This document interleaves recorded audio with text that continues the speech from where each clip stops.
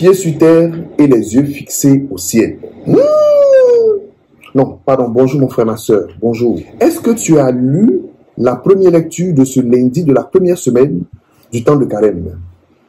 Est-ce que tu as entendu la commission que Dieu a donnée à Moïse pour le peuple d'Israël?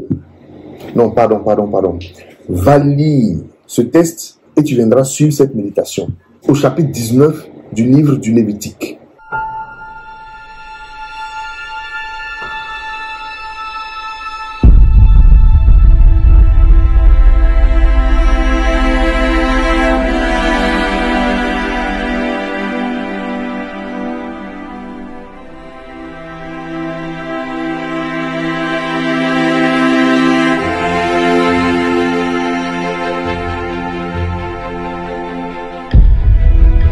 Tu as vu?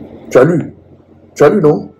C'est un manuel de conseils pour vivre le carême chrétien. C'est un recueil de recommandations pour avoir les pieds sur terre et les yeux fixés au ciel en ce temps de carême. Tu as vu que dans ce bref passage, tu as un condensé de conseils pour toi qui ne sais pas comment vivre le carême chrétien. C'est Dieu qui donne cette commission à Moïse pour les fils d'Israël.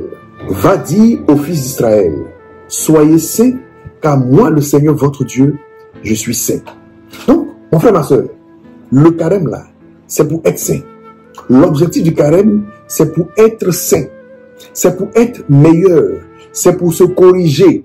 C'est pour parfaire son comportement vis-à-vis de Dieu et vis-à-vis des hommes. Les pieds sur terre et les yeux au ciel. Attends mon frère, attends ma soeur. Tu dis que tu es en carême. Tu dis que tu pratiques le carême. Et pourtant, tu continues de voler. Tu continues de mentir. Tu continues de tromper ton partenaire et de tromper tes amis. Tu continues d'être un faux. On peut faire ça. Tu es en carême. Et pourtant, tu exploites tes employés.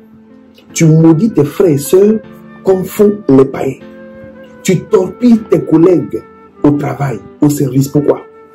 Tu es en carême, hein? Et pourtant, tu mets des bâtons dans les roues de tes amis.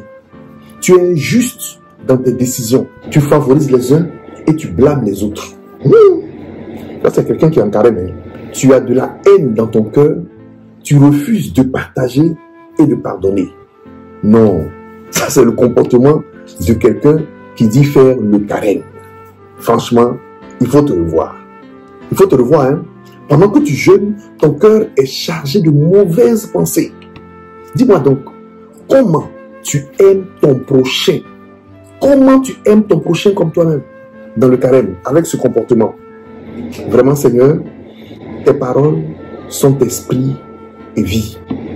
Qu'elles nous enseignent les chemins de la conversion véritable dans notre vie de tous les jours pour avoir la vie éternelle et surtout pour changer de cœur et changer de comportement. Bonne journée à toutes et à tous. Que Dieu bénisse nos efforts de carême au nom du Père et du Fils et du Saint-Esprit.